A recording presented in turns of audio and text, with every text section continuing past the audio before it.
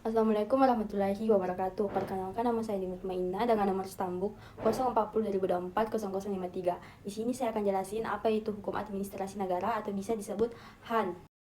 Apa sih sebenarnya itu hukum administrasi negara? Hukum administrasi negara adalah aturan yang mengatur bagaimana pemerintah bekerja atau bagaimana pemerintah berhubungan dengan masyarakat. Misalnya kita ngurus KTP, bikin SIM, minta izin usaha atau urus bantuan sosial.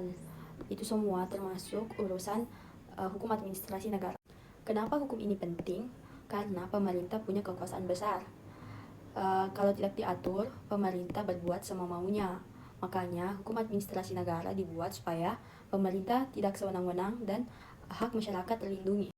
Nah, jadi gini, kamu sudah punya semua syarat untuk buka usaha, tapi tiba-tiba izin kamu ditolak karena alasan yang tidak jelas.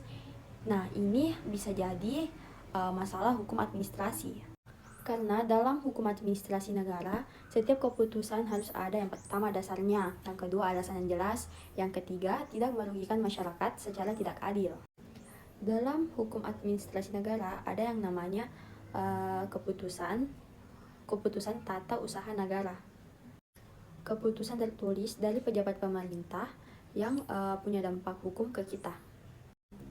Contohnya, yang pertama surat izin usaha, yang kedua surat pengangkatan pegawai, yang ketiga surat pemecatan atau izin bangunan.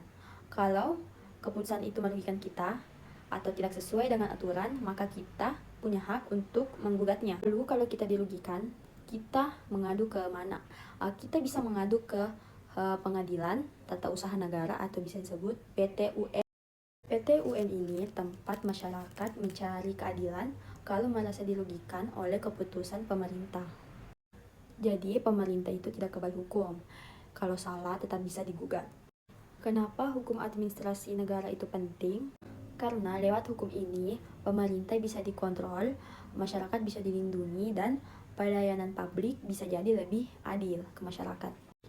Tanpa adanya hukum administrasi, pemerintah bisa saja seenaknya membuat keputusan, dan rakyat tidak punya perlindungan.